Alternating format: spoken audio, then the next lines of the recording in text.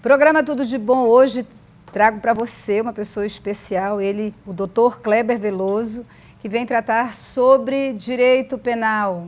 Seja bem-vindo, Dr. Kleber. É um prazer lhe receber aqui. Muito obrigado, Isaura, pelo convite e pela contribuição que a gente poder oferecer sobre esse assunto que será abordado. E é um assunto muito importante para nós, que vivemos num país que é tão cheio de violência, num país que é tão cheio de insegurança, que é o nosso país, infelizmente, e mesmo que estejamos orando, a gente vê que há uma situação dolorosa com relação a esse assunto, não apenas no nosso estado, como em todo o nosso país.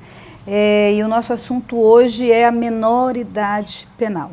E eu queria que o senhor esclarecesse aos nossos telespectadores qual que é a real situação hoje do nosso país nessa área. Nós temos hoje, por exemplo, o Estatuto da Criança e Adolescente, sim, que responsabiliza penalmente os adolescentes infratores. Mas o que se percebe é que essas medidas adotadas pelo ECA, que é o Estatuto da Criança e Adolescente, não são eficazes em relação aos acontecimentos que nós temos conhecimento. Por exemplo, recentemente, um turista estrangeiro foi assassinado com uma facada por um adolescente infrator e morreu.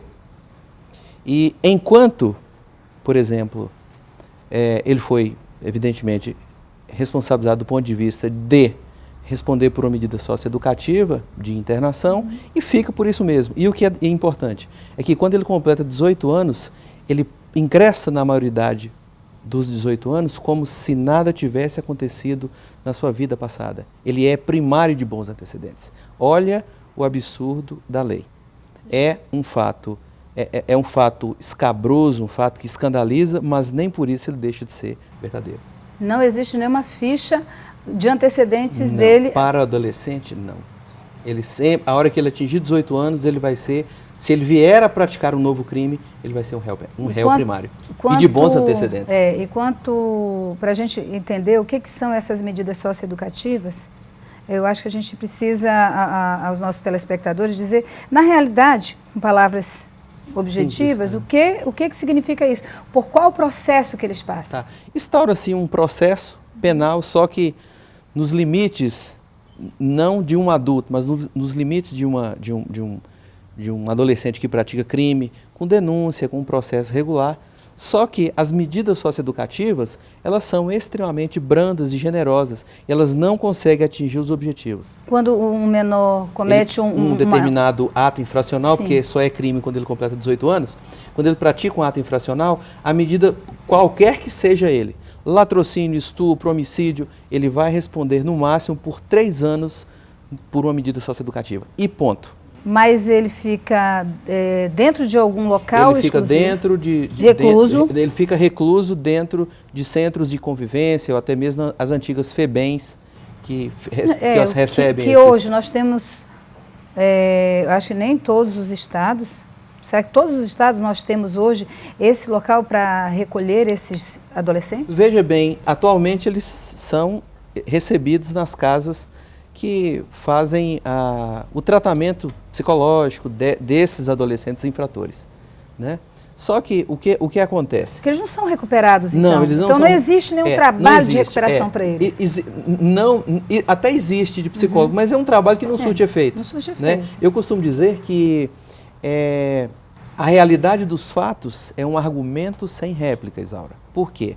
Porque todos os dias nós estamos vendo acontecer fatos criminosos. E aqui entra uma estatística interessante. 13% dos crimes praticados no Brasil são por adolescentes. E busca-se reduzir a idade penal não é para reduzir esse percentual. Busca-se reduzir a idade penal é porque esses adolescentes têm consciência dos fatos criminosos que eles praticam. Os mesmos fatores criminógenos que movem os crimes praticados pelos adultos são os mesmos fatores criminógenos que movem os crimes praticados pelos adolescentes. Eu costumo dizer que dificilmente, muito raramente, o gerador é visto a olho nu. E se comparando aos países mais desenvolvidos, ao contrário do nosso país, nessa questão, as atitudes são totalmente diferentes. Por exemplo, recentemente nos Estados Unidos teve um fato em que 3 crianças, uma de 10, uma de 9, uma de 11, uma de 12, eles alteraram as placas de sinalização de um determinado... De 9, de 10, que ainda é criança, não é nem adolescente. Lá no país deles. Aqui ainda é criança. Só colocando aqui ainda é criança, porque adolescente é a partir dos 12 anos. Dos 12 anos até os 17, 11 meses e 29 dias. Isso, que é antes de completar os 18, para ficar bem claro. E essas crianças alteraram as placas de sinalização e por conta dessa alteração houve um acidente. E nesse acidente morreu uma pessoa. O juiz instaurou o procedimento, apurou os fatos, processou e julgou. Os 3 foram condenados a 25 anos de reclusão. E a mãe de dessas crianças foi tirar satisfação com o juiz. Ele disse, não, alguém morreu porque eles foram culpados, então eles têm que pagar. Então foram recolhidos e estão cumprindo pena. Hoje, a nossa sociedade, a realidade dessa sociedade clama por uma mudança? Clama por uma mudança. O senhor está baseado em quê? Em pesquisa, estatística? As pesquisas. 87% da população brasileira, que é a sua maioria esmagadora, ela é favorável à redução da idade penal. Por quê? Veja bem, se essa lei ela não atinge o objetivo de ressocializar, de educar, de recuperar esse adolescente, certamente medidas terão que ser tomadas para que ele não passe a praticar crimes. Quando se busca reduzir a idade penal, não vai tirar os adolescentes das igrejas e vai para a cadeia e colocá-los na cadeia, não vai tirar das faculdades e levá-los para as cadeias. Quem vão para a prisão são os adolescentes infratores.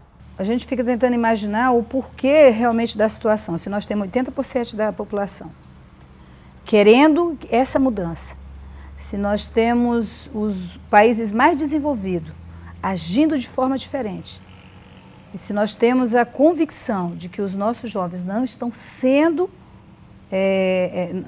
recuperados, ou seja, ensinado a dizer não pratique mais, porque nós não temos nada no nosso país que traga essa segurança de que ele está sendo recuperado. Não tem. Só por etapa. Então, assim, qual a solução que a gente pode clamar hoje aqui nesse programa?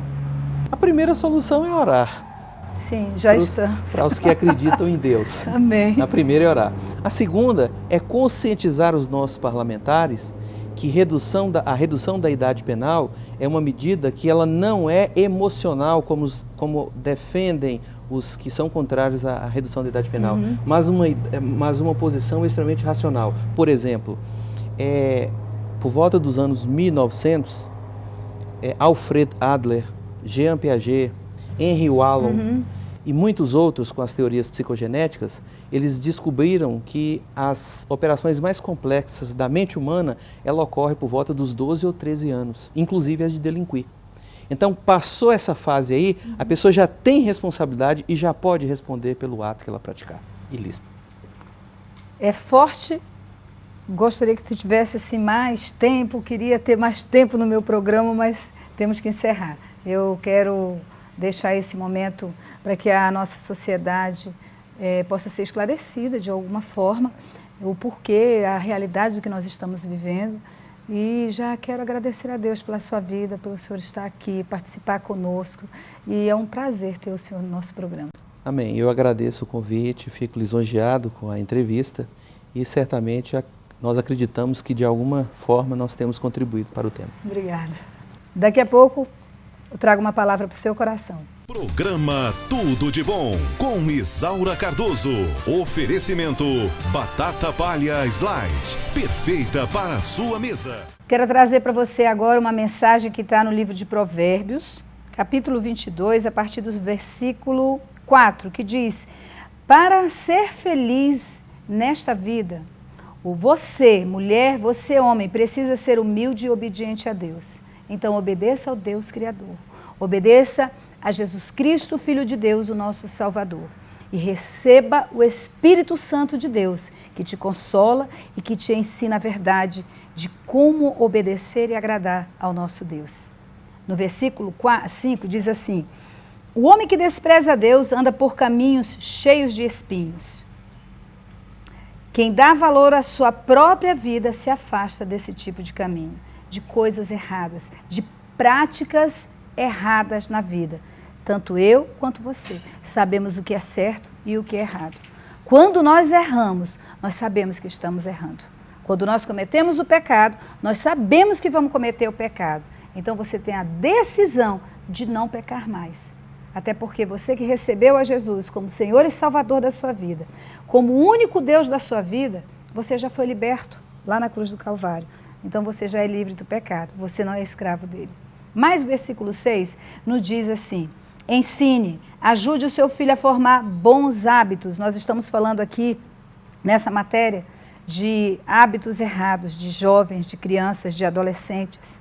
Mas a Bíblia diz: ensina você, mulher, você, pai, ensine o seu filho ao que é certo e ao que é errado. Diga para ele o que não fazer, diga para ele como deve fazer. É isso que a palavra de Deus está dizendo. Ensine o seu filho a formar bons hábitos enquanto ele ainda é criança. Desde criança você deve ensinar o seu filho. E diz assim ele nunca abandonará aquilo que você está ensinando, o bom caminho, mesmo que ele cresça. Ele vai dizer: o meu pai e a minha mãe nunca me ensinaram isso. Hoje nós estamos vivendo nessa sociedade, sabe por quê? Dessa forma, cheia de violência, filhos desrespeitando o pai, mãe, familiares, adulto. Se ele já despreza dentro de casa, ele vai desprezar o policial, a professora na sala de aula, ele vai desrespeitar o pastor, ele vai desrespeitar o idoso dentro de um ônibus, na rua, não dá preferência para ninguém, porque ele não foi ensinado por você, pai, por você, mãe.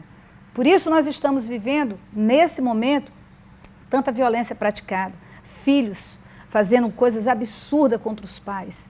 Mas a nossa sociedade está sofrendo com a violência de adolescentes, e que é uma pena.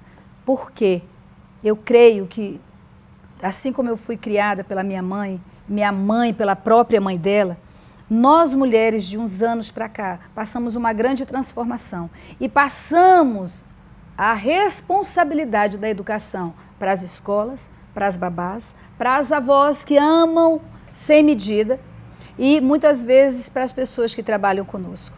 Eu quero levar você a refletir, a educar o seu filho. Quem está educando o seu filho? Quem educou o seu filho? Nunca é tarde, meu irmão, para você fazer o que é certo. Comece a sentar e conversar com seu filho. Veja o que ele está fazendo. Ame-o acima de qualquer coisa, mas aprenda a dizer sim e aprenda a dizer não. Eu quero te dizer uma coisa. Essa palavra nos ensina que nós temos uma responsabilidade muito grande nessa vida em educar os nossos filhos. Ainda que eles estejam grandes, eles estão precisando do seu conselho. Ainda que eles sejam adultos, ele está precisando do seu consolo. Se ele for criança, ele precisa de você. Ele precisa de você, mãe, volte. Se você precisar sair do emprego para educar seu filho, saia. Se você precisar voltar para casa para educar sua família, volte e eduque a sua família, porque hoje a sociedade está precisando que nós, mães, você que é mãe, você que é pai, de cuidar hoje do seu filho pequeno, para não viver o que os jovens e adolescentes dessa época estão vivendo. Quero deixar para o seu coração: tenha temor em Deus, eduque o seu filho e ore pela nossa sociedade, para que ela seja mais justa, para que os nossos jovens sejam libertos pelo poder que há no nome de Jesus. Eu espero você no próximo programa. Beijo no seu coração.